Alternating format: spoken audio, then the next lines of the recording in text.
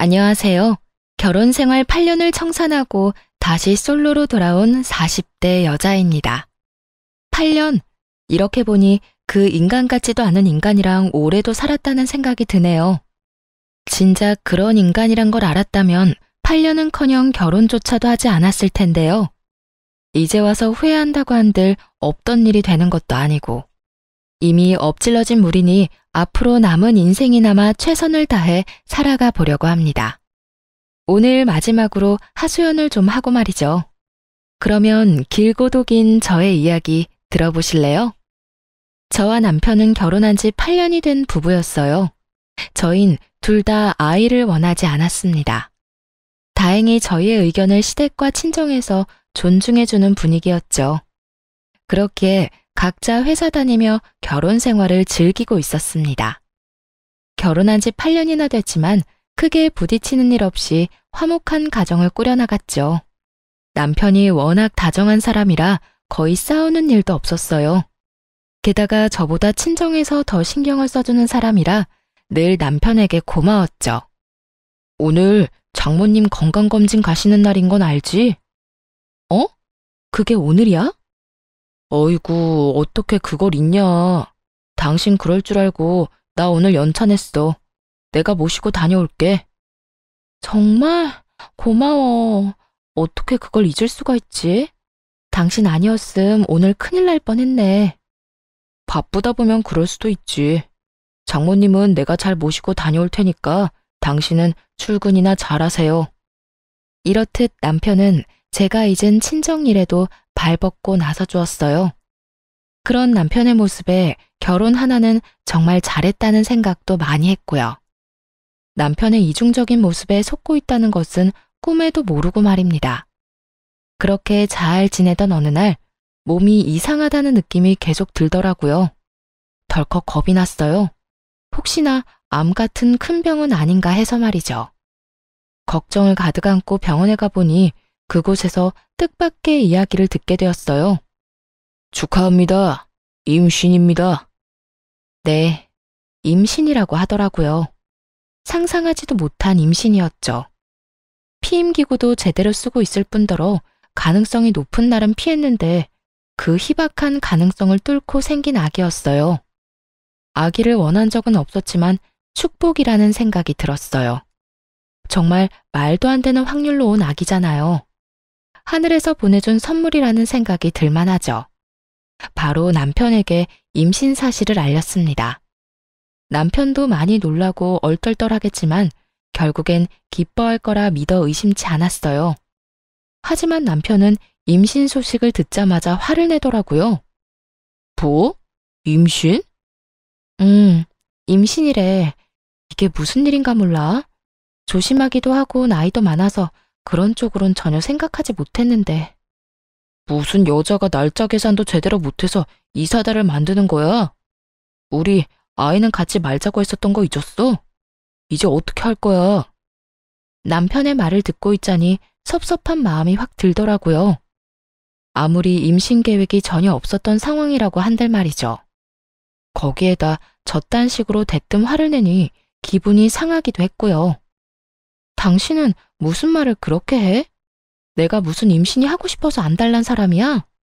뭐 싫다는 당신한테 마구잡이로 달려들어서 몰래 한 임신이야? 그런 것도 아닌데 왜 말을 그딴 식으로 해? 언성을 높이며 남편에게 따져 물었어요. 그제야 남편은 제정신이 돌아왔는지 눈치를 살피며 이상한 변명을 늘어놓더라고요.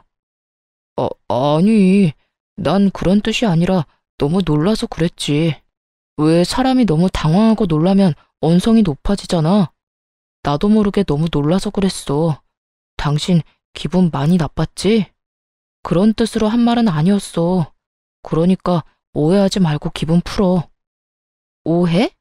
당신 같으면 오해를 안 하게 생겼어? 아무리 놀랬다고 해도 어떻게 그런 말을 해? 축복은 못 해줄 망정 뭐? 이제 어떻게 할 거냐고? 그래, 말 한번 잘했네. 내가 어떻게 해주면 좋을 것 같아? 어떻게 해줄까? 그런 뜻이 아니었다니까. 여보, 내가 정말 실수했어. 미안해. 남편은 계속해서 미안하다고는 했지만 아기에 대해선 아무 말도 안 했어요. 낳자거나 낳지 말자거나 아무것도 말하지 않더라고요. 아니, 아예 임신에 대한 언급 자체를 하지 않았어요. 대신 그 뒤로 남편은 임신이 달갑지 않다는 것을 온몸으로 표현하기 시작하더라고요. 휴가 때 가려고 계획했던 여행을 취소하려는 어느 날이었어요. 아무래도 임신 때문에 몸조심을 해야 했으니까요. 이번에 우리 여행 가기로 한 것도 취소해야겠지. 아무래도 비행기 오래 타는 건 무리일 거 아니야. 그래야 하지 않을까? 노산이기도 하고 역시 조심하는 게 좋을 것 같아. 이게 뭐야? 임신 때문에 계획대로 되는 일이 하나도 없어. 지금도 이런데 애 태어나면 더 할 거 아니야. 이래서 내가 아기 갖기 싫다고 한 거였는데. 이런 남편의 말을 듣는데 짜증이 확 나더라고요. 임신하면 그렇지 않아도 몸도 힘들고 마음도 힘들잖아요. 그런데 남편까지 저런 말로 임신이 달갑지 않다는 걸 표현하니 화가 났어요.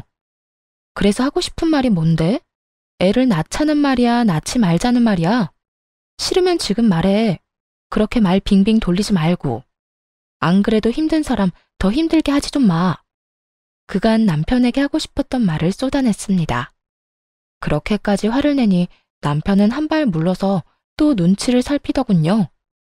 아니, 그런 뜻이 아니잖아. 그냥 나는 아쉬워서 그렇지. 이번 여행 우리가 정말 기대했었는데 이렇게 취소해야 하니까 아쉬워서 그랬어. 여행 취소해서 아쉬운 것도 당신이 달갑지 않아 하는 것도 다 알아. 근데 이왕 생긴 아기 축복이라고 생각하고 좋게 말해주면 안 돼? 없을 것도 아니고 낳아서 키워야 하잖아. 대체 언제까지 그렇게 임신 탓하고 있을 건데? 미안해. 내가 생각이 짧았어. 당신도 많이 힘들 텐데 말 그렇게 해서 미안해. 남편은 또다시 미안하다고 하며 상황을 넘기려 했습니다. 그렇게 계속 반복되는 남편의 반응에 스트레스를 많이 받았죠. 그러면서 정말 이 아기를 낳아도 되는 것인지 걱정도 되더라고요. 지금도 저러는데 출산 이후 남편이 어떻게 변할지 모르는 일이니까요. 막상 낳은 아기가 너무 예뻐 남편이 좋게 변한다면 더없이 행복한 결말일 테지만 그렇지 않은 경우라면 상상도 하기 싫더라고요. 그건 저에게도 나쁘겠지만 태어날 아이에게도 끔찍한 상황일 게 분명했으니까요. 그러는 와중 시부의 생신날이 되었습니다. 매년 밖에서 하던 생신잔치를 갑자기 집에서 한다고 하더라고요. 그렇지 않아도 컨디션이 좋지 않은 몸인데 시부의 생신이니 어쩌겠어요. 힘들게 장을 봐 시댁으로 갔습니다.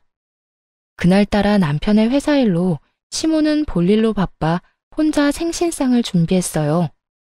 그렇게 홀로 정신없이 음식을 준비하는데 갑자기 배가 참을 수 없이 아파오더라고요. 아래쪽에서 무언가 흘러나오는 느낌이 들어 급하게 병원으로 갔죠. 보통 큰일이 아니라고 직감했지만 그땐 이미 늦은 후였습니다. 아기가 하늘나라로 갔다는 소식을 듣고 말았으니까요. 그렇지 않아도 노산이었던 터라 조심 또 조심했어야 했는데 온종일 음식을 하느라 애를 썼더니 몸이 버티지 못했던 것이었어요. 병실에 누워있으니 소식을 전해 들은 시부모님과 남편이 오더라고요. 누워있는 저를 본 시모는 눈물까지 흘리며 손을 쓰다듬어 주셨어요. 그러고는 남편을 질책하기 시작하시더라고요. 넌 네 마누라가 임신했으면 진작 나한테 말을 했어야지. 그랬으면 이런 일은 없었을 거 아니야. 아니, 애초에 네 마누라가 임신했다는 사실을 알긴 했었던 거야? 시모의 질책이 쏟아지자 남편은 다 기어들어가는 목소리로 대답했습니다. 내가 남편인데 그걸 왜 몰랐겠어. 혹시나 해서 좀 지나면 말씀드리려고 했어요. 안 하느니만 못한 남편의 답은 시모의 화에 기름을 부어버렸습니다. 이어 시모의 입에서 나온 말들은 저를 충격에 빠뜨리기에 부족함이 없었어요. 그걸 아는 녀석이 왜 이번 생신은 집에서 축하하자고 우겨댄 거야? 내가 오늘 볼 일이 있어서 음식할 시간 없다고 말했지? 그래도 집에서 할 거라고 그렇게 우기더니 그렇지 않아도 네 와이프 노산인데 고생할 건 생각도 안 한 거야? 시모의 말을 들어보니 시댁에서 시부의 생신을 축하하자고 남편이 우겨댔더라고요. 시모가 약속이 있어 그건 곤란하다고까지 했는데도 말이죠. 남편은 시모의 말에 크게 당황하더니 말도 안 되는 변명을 해대기 시작했어요. 아니, 바깥 음식 먹기 지겹잖아. 난 그냥 집에서 간단하게 미역국이나 먹으면 되겠지 하는 마음에 그랬던 거야. 나라고 일이 이렇게 될 줄 알았겠어? 몰랐다는 말만 하면 그만이야? 애는 둘째치고 네 와이프 몸 상한 거는 어떻게 할 거야?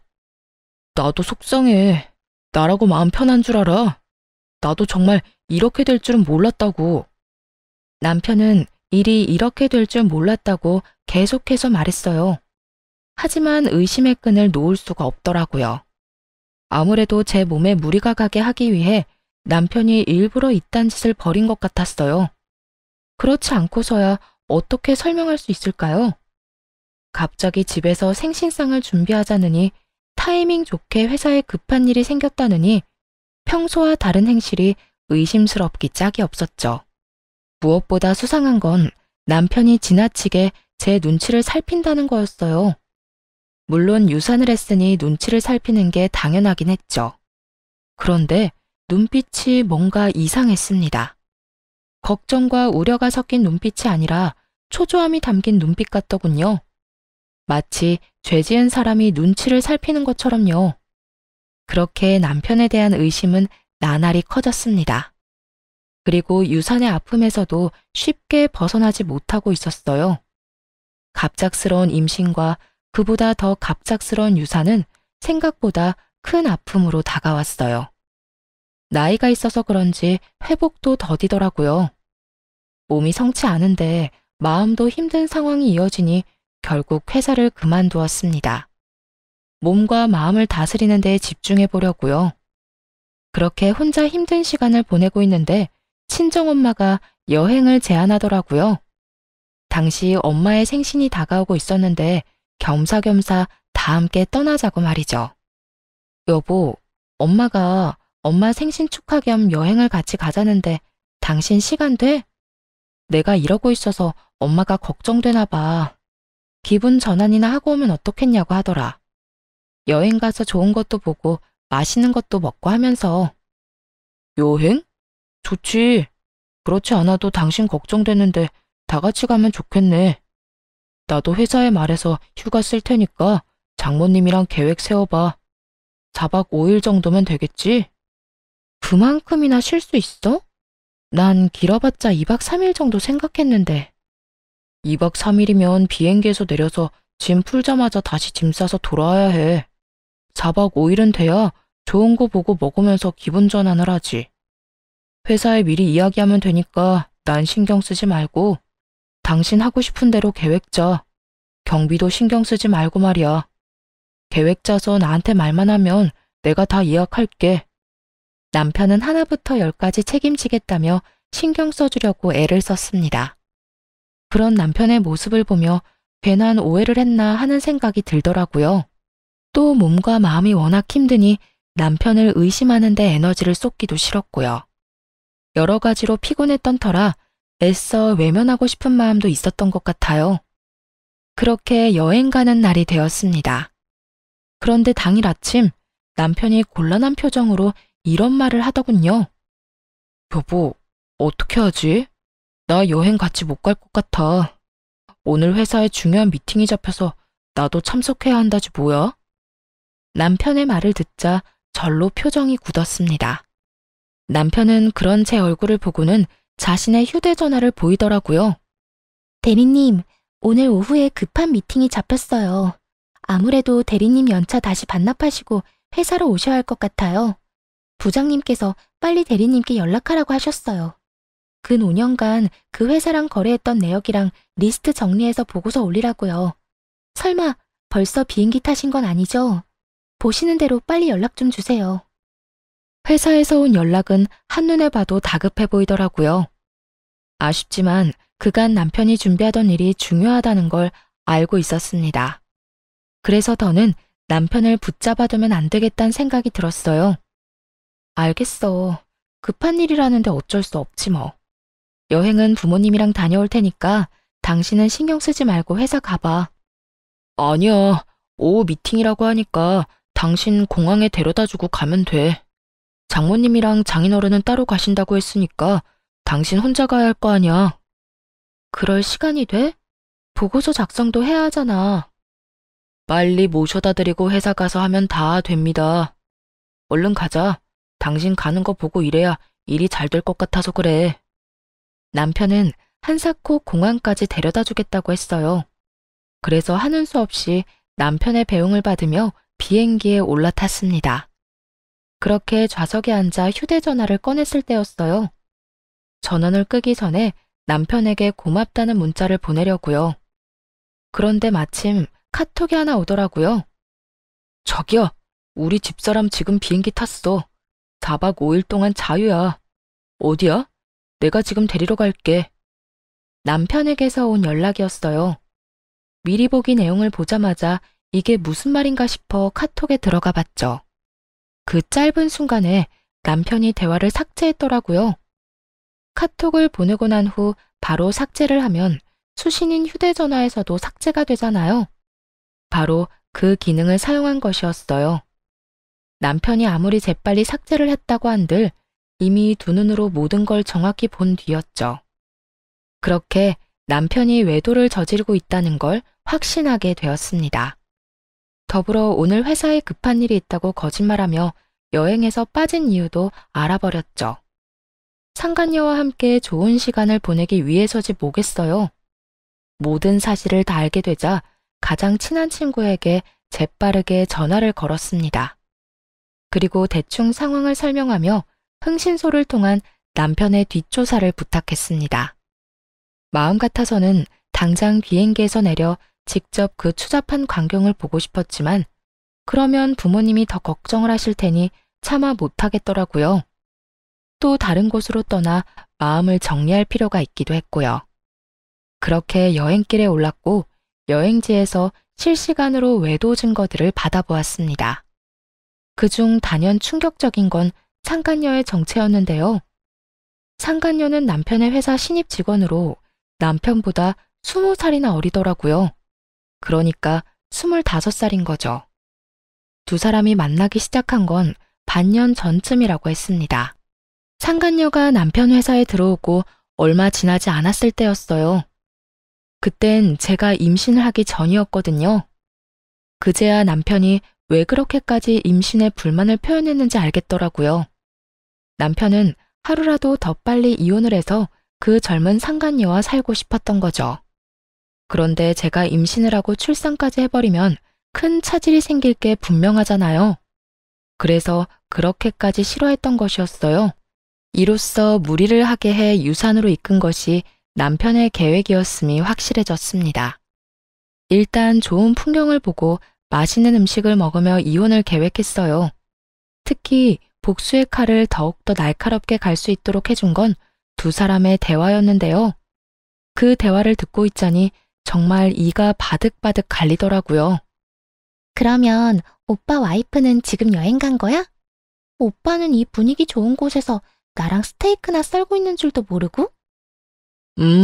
회사에 급한 미팅 잡혔다고 말했지. 자기가 보내준 문자 보여주니까 감쪽같이 속던데? 지금쯤 장인 장모랑 좋은 시간 보내고 있을 거야. 4박 5일이라고 했으니까 그동안 나 이런 데 많이 데리고 가줘야 해. 이런 데만 데리고 가겠어? 백화점 가서 가방도 사줄게. 이럴 줄 알았으면 그냥 한 달 쉬다 오자고 할 걸 그랬어. 그러면 자기랑 여행도 다니고 좋았을 텐데. 비행기 추락사고 이런 거라도 일어났으면 좋겠다. 그러면 이혼을 어떻게 해야 할지 걱정 안 해도 될 텐데. 비행기 추락사고. 이 말을 듣는데 정말 온몸에 소름이 다 돋더라고요. 어떻게 된 인간이 그런 말을 입에 올릴 수가 있는 것인지 아무리 어린 여자한테 미쳐 있다고 해도 말이죠. 당장이라도 달려가 머리채라도 잡고 싶은 심정이었습니다. 그 뒤로 이어진 대화도 가관이었어요. 에이, 아무리 그래도 그건 아니지. 그나저나 나 이번에 기획안 제출하라고 하던데 오빠가 도와줄 거지? 당연하지. 우리 자기 일인데 내가 다 도와줘야지. 자기도 얼른 진급하고 자리 잡아야 하니까. 역시 오빠가 최고야. 그나저나 오빠 돈 이렇게 막 써도 돼? 오빠 와이프가 눈치채면 어쩌려고. 눈치? 퍽이나 그 여자가 눈치채겠다. 그 여자 지금 유산했다고 세상 온갖 슬픔을 혼자 다 떠안는 사람처럼 굴고 있어. 그런 사람이 나한테 신경 쓸 겨를이 있을 것 같아? 그리고 평소에도 정신이 워낙 없는 사람이었어. 오죽했으면 그 부모도 내가 다 챙겼을까. 책 잡히기 싫어서 다 챙기느라 내가 피곤해 죽겠다니까. 그랬습니다. 남편은 진심에서 우러나와 제 부모님을 챙긴 것이 아니었어요.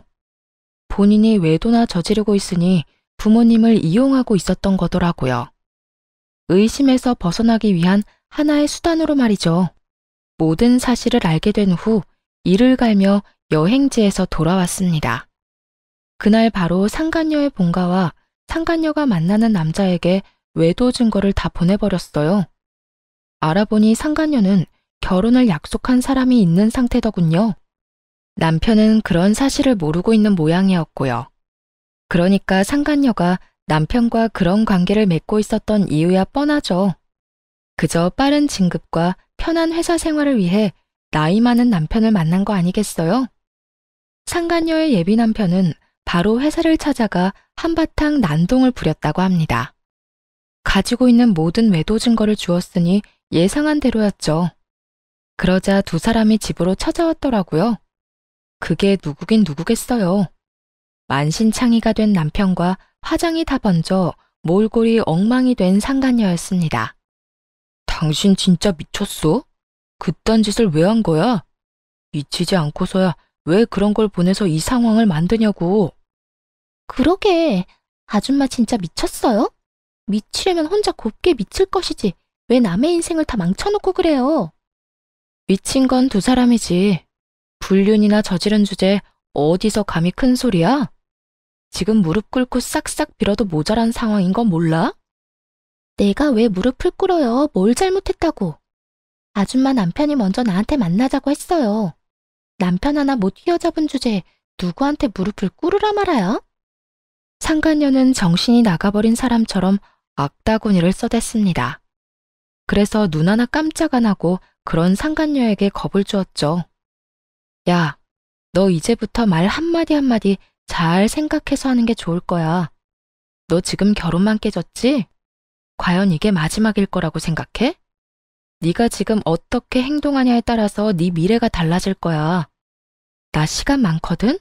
내가 여기서 더 많이 화가 나잖아. 그러면 나 평생 너 쫓아다니면서 네 앞날에 똥 칠해줄 수 있어. 네가 결혼한다고 하면 그 식장에 가서 난동을 피울 거고, 네가 재취업을 한다고 하면 그 회사에 찾아가서 뒤집어 엎어버릴 거야. 그러니까 그런 꼴 당하기 싫으면 그냥 입 다물고 있어. 상간녀는 할 말이 없는지 그저 씩씩거리며 노려보고 있었습니다.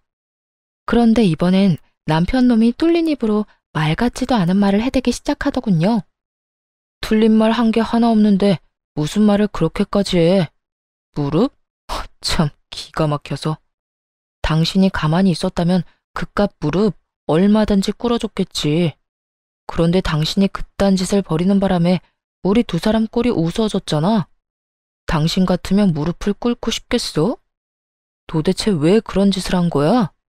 우리 일은 우리끼리 조용히 대화로 해결하면 되는 거잖아. 왜 일을 이렇게까지 만들어? 어쩌면 인간의 탈을 쓰고 저렇게나 뻔뻔할 수가 있는지. 남편의 말을 듣고 있자니 무슨 큰 죄를 저지른 듯한 기분이었어요. 하지만 큰 소리를 치고 있는 남편에게 지지 않고 맞서 주었죠. 내가 누구 좋으라고 대화로 문제를 해결해? 두 사람은 불륜 저지르면서 대화로만 사랑을 나눴어? 아니잖아. 온갖 추잡한 짓은 다 했을 거 아니야. 본인들은 그렇게 하고픈 거 다 하고 다녔으면서 뭐? 조용히 대화로 이 문제를 풀어내길 바란다고? 뻔뻔해도 너무 뻔뻔한 거 아니야? 정신 차려. 내가 아니라 네가 잘못한 거야. 네가 바람을 피운 거라고. 잘못은 네가 한 주제에 어디서 큰 소리를 쳐? 저 역시 남편을 향해 고함을 질러버렸습니다. 그러자 남편은 인상을 잔뜩 찌푸리더니 차라리 잘 됐다고 이혼하자고 하더군요. 됐다 됐어. 차라리 잘 됐어. 그냥 이혼하자. 어차피 당신이랑 이혼하려고 했는데 시간 낭비할 일 없겠어. 이렇게 된 거 무릎 꿇고 용서를 빌 필요도 없는 것 같고. 내가 그렇게 해봤자 당신도 마음 풀리지 않을 거 아니야. 그냥 깔끔하게 이혼해. 그래, 바라던 바야. 그런데 내가 진짜 궁금한 걸 참을 수가 없어서 하나만 묻자. 당신, 나 임신했을 때 아버님 생신상 차리게 만들었잖아. 그래서 유산까지 하게 된 것도 당신 계획이었어? 나하고 이혼할 때 걸림돌이 될까봐 일부러 그런 상황을 만들어낸 거니? 확신을 가지고 남편에게 물으면서도 내심 아니라는 말을 하길 바랬던 것 같아요. 그래도 사랑했던 사람인데 그 정도로 최악이란 사실을 받아들이기 힘들었으니까요. 하지만 바램과는 달리 남편은 모든 사실을 털어놓기 시작하더군요. 그래, 맞아. 이렇게 된 마당에 거짓말을 해봤자 뭐 하겠어?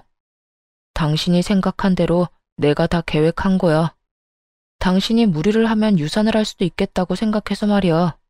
그런데 정말 내 생각대로 다 될지는 몰랐어. 어처구니가 없더라고요. 그런 상황을 다 만들어 놓고선 정말 유산을 할지는 몰랐다니. 그것만 해도 충격이 큰데 남편은 더 충격적인 말을 이어서 해댔습니다. 이제 와서 하는 말이지만 유산한 거 사실 당신한테도 좋은 일 아니야? 난 당신이 무사히 출산을 했다고 하더라도 무슨 수를 써서든 이혼했을 거야. 그렇게 되면 당신도 당신이지만 그 애의 삶도 얼마나 처량하겠어. 그러니까 나 너무 원망만 하지 말고 차라리 다행이다 생각하고 살아.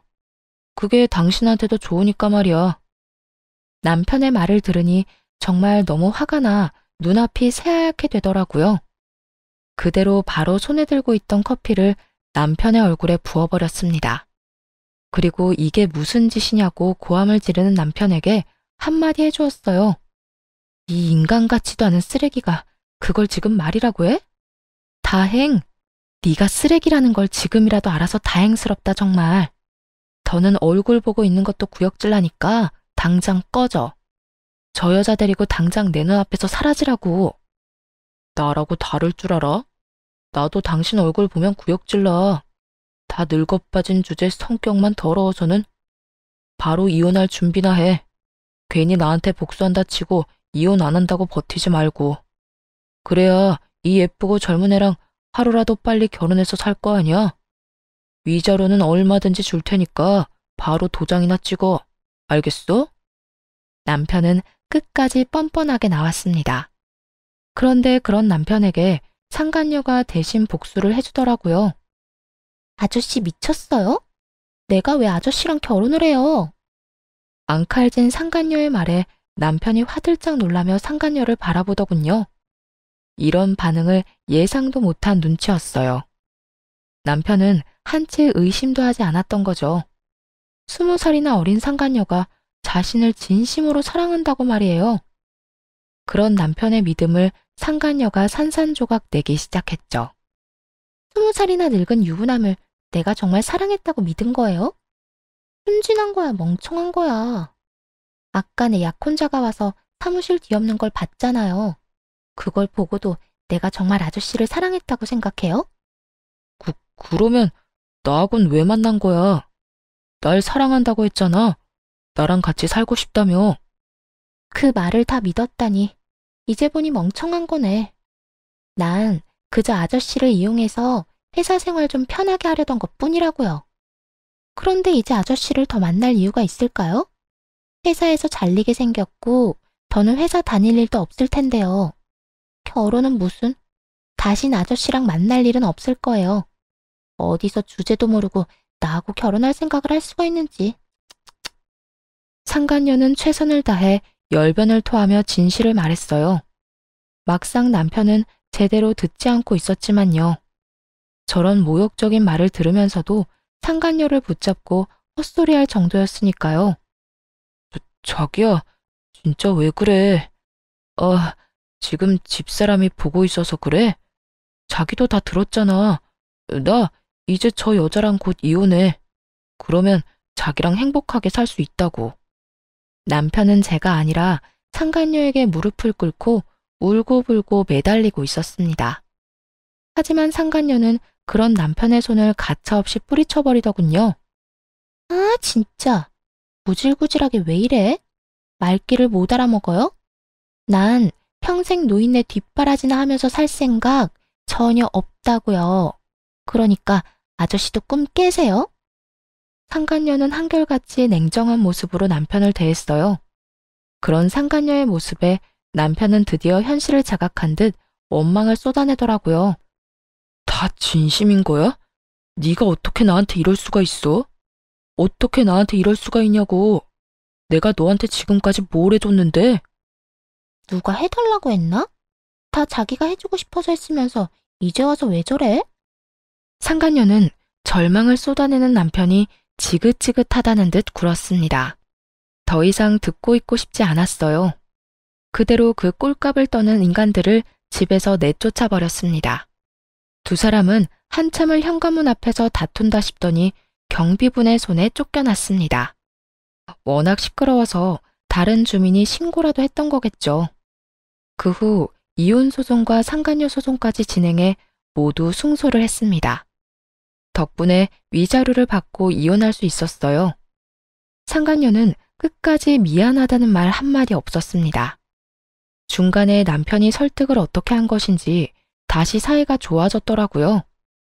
20살이나 많은 이혼남을 옆에 끼고 으스대는 꼴이 참 웃기지도 않았어요. 드디어 다 끝났네요. 받은 위자료로 새 출발 잘하세요, 아줌마. 난 아줌마가 이혼해준 덕분에 돈 걱정 안 하고 살 테니까. 백수 신세의 20살 많은 남자가 뭘 어떻게 해주려나? 과연 돈 걱정 안 하게 해줄지 모르겠네. 뭐 그렇게 생각해서 네 맘이 편하다면 그대로 살아. 정신건강에는 좋겠네. 어머, 아줌마 몰랐어요? 우리 자기 집에 재산이 좀 있다던데. 그래서 그렇게 쉽게 이혼한 건가? 들어보니까 우리 오빠 물려주려고 건물도 처분하시려고 한다던데요? 그렇지, 오빠. 그럼 내가 다 알아봤지. 3층짜리 건물 처분하려고 부동산에 내놨다고 하더라고. 그거 처분하면 누굴 주겠어? 하나뿐인 아들인 날 주시겠지. 내가 그 돈으로 우리 자기 돈 걱정 없이 살게 해줄게. 자기는 그냥 내 옆에 있기만 해. 들었죠? 아줌마는 좀 억울하겠어요. 더럽고 치사해도 참고 버텼으면 돈은 펑펑 쓰면서 살았을 텐데. 볼 꼴 못 볼 꼴 다 보고 이 대박 기회를 놓쳤으니 얼마나 억울하겠어? 내가 아줌마 억울하지 않게 부지런히 잘 쓸게요, 그 돈. 들어보니 전 남편은 상간녀를 전 시댁의 재산으로 홀린 듯 하더라고요. 그제야 왜 둘의 사이가 다시 좋아졌는지 이해가 됐습니다. 상간녀는 결혼도 무산되고 본가에서도 쫓겨났으니 갈 곳이 없었겠죠. 그러다 전 남편이 재산을 받을 것 같자 나이 많은 그의 곁을 남기로 한 것이었고요. 그래서 시샘이 나거나 후회했냐고요? 전혀요.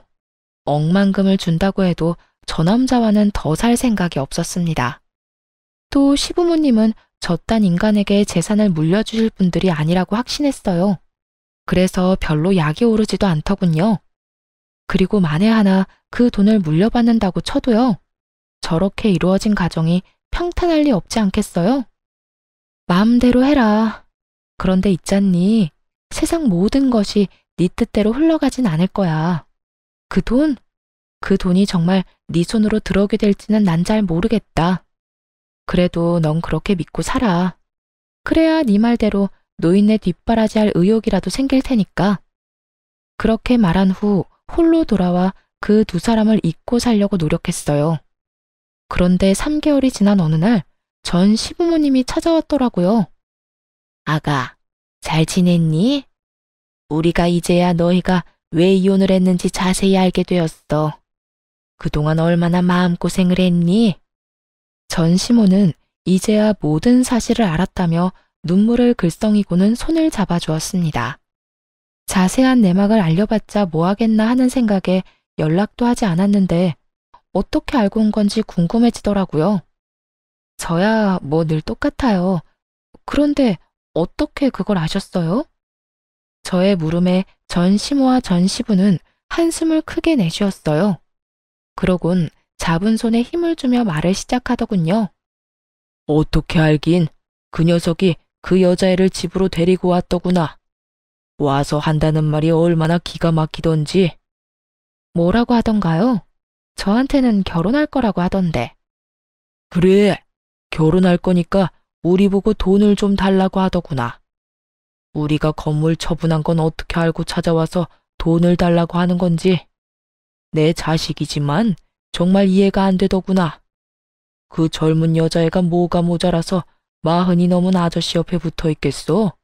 다 돈 때문인 거지.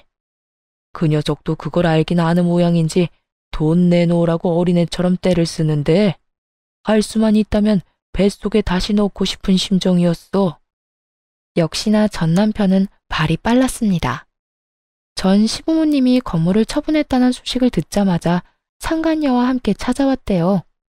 상간녀와 결혼할 거라고 말하면서 돈을 내놓으라고 닥달하기도 했고요.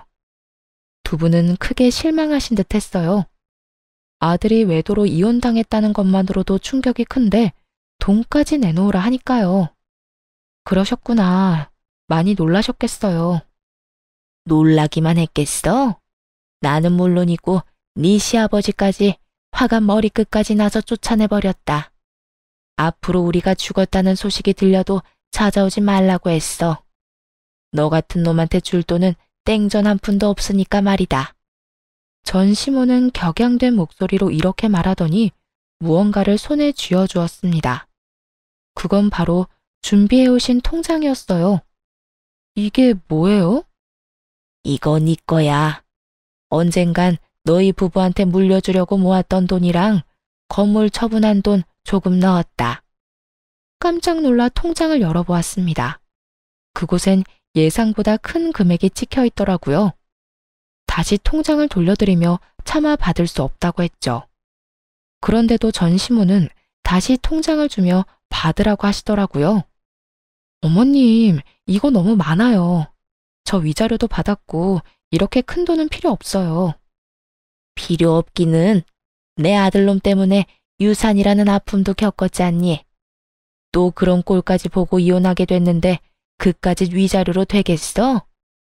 이 돈으로도 네 상처가 치유되지 않을 거라는 거 잘 안다. 그런데 이렇게라도 해야 우리 마음이 편해서 그래. 이런 것밖에 줄 수 없어서 미안하구나. 전 시모는 끝까지 손에 통장을 쥐어주셨습니다. 그러면서 당부의 말도 잊지 않으시더군요. 그리고 그 녀석이 널 찾아올 수도 있어.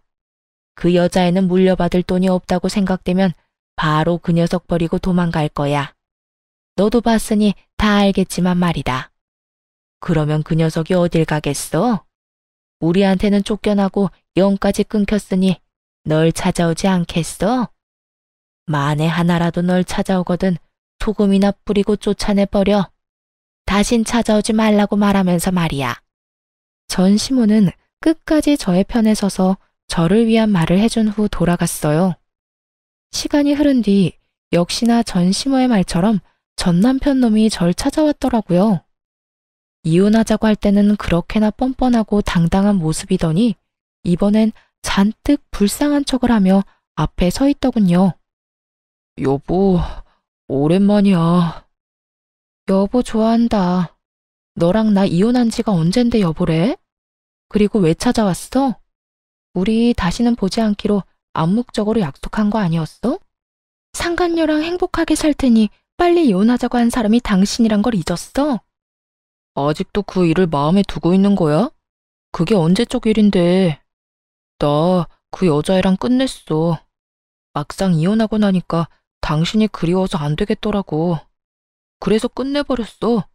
당신한테 돌아오려고 말이야. 입에 침이나 바르고 거짓말을 하는 건지 전 남편은 얼굴색 하나 안 변하고 오로지 절 너무 사랑해서 돌아온 거라고 하더군요. 상간녀의 말처럼 멍청하기 짝이 없었어요. 이제와 후회한다고 내가 그리워 돌아왔다고 하면 뭐 달라지나요? 이쪽은 받아줄 생각 요만큼도 없는데 혼자서 확신하는 눈치였어요. 모두 없던 일로 하고 자신을 받아줄 거라고 말이죠. 당신은 내 생각 안 났어? 그래도 연애까지 합치면 우리가 함께한 세월이 10년이 넘는데 가끔 내 생각 나지 않았느냐고. 이제 와서 이딴 말 하는 거 보니까 그 어린애가 도망이라도 갔나 봐? 그걸 어떻게... 다 아는 것 같으니까 솔직하게 말할게.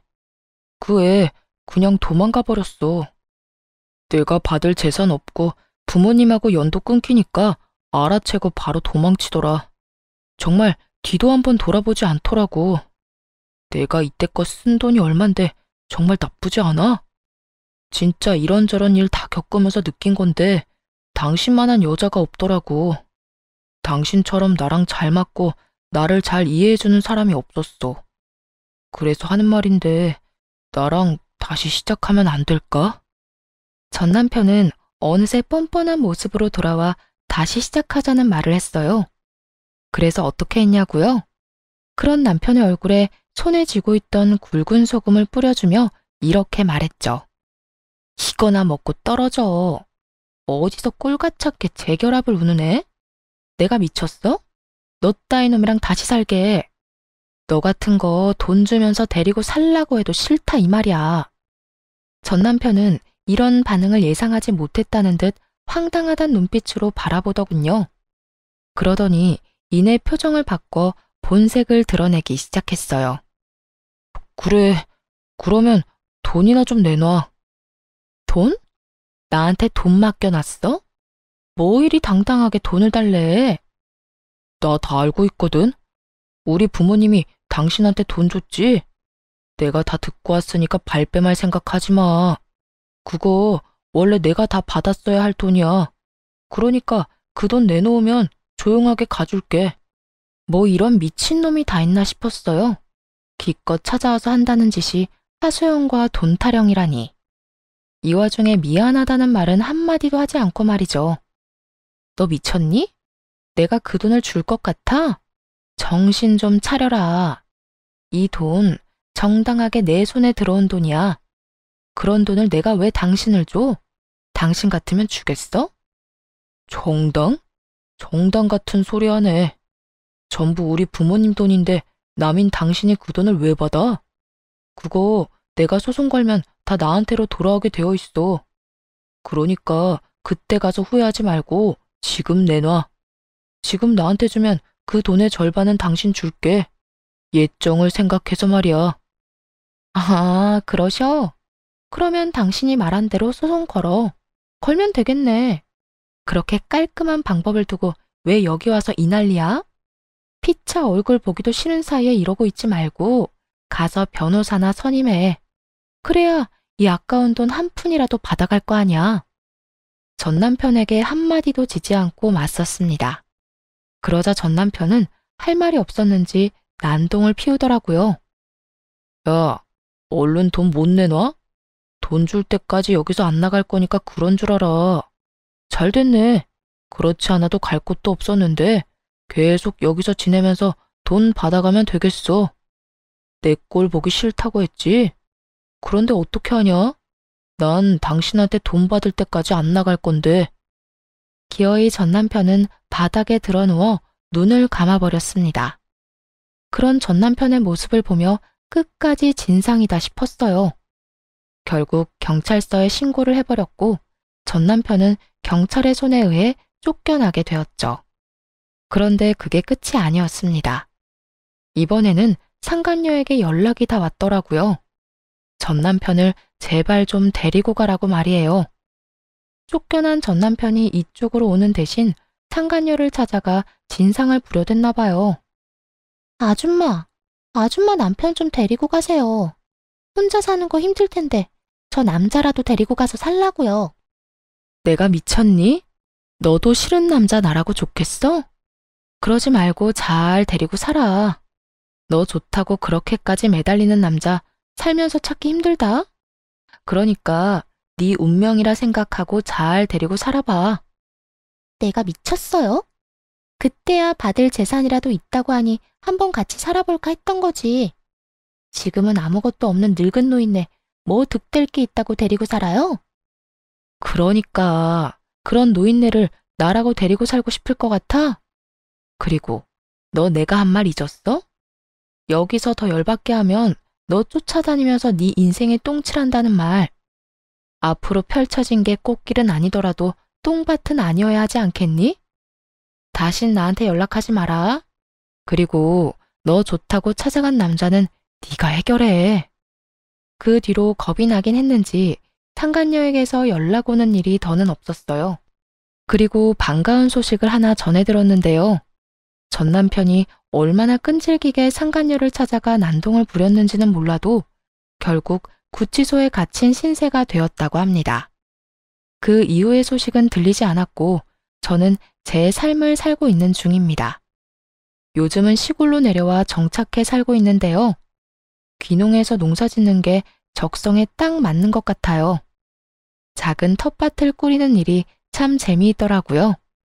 가끔 일이 있는 날엔 과수원에 나가 알바를 하기도 하고요.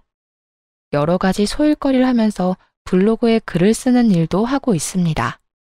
처음엔 마음을 달래고자 쓴 글이었는데 우연히 인기를 좀 얻었어요.